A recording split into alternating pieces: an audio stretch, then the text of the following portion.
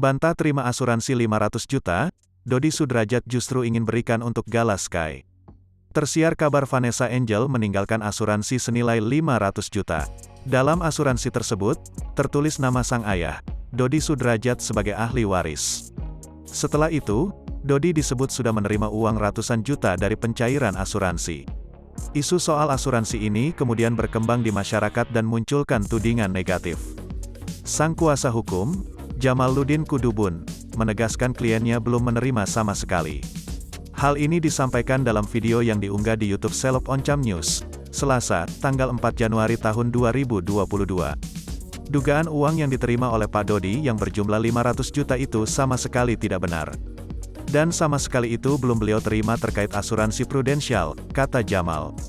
Pada Jamal, Dodi mengatakan akan memberikan uang asuransi untuk cucu, Gala Sky Andriansyah.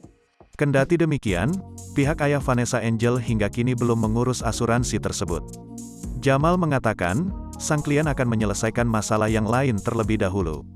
Kami juga telah berdiskusi, insya Allah bila masalah ini sudah kami concern untuk mengurusnya.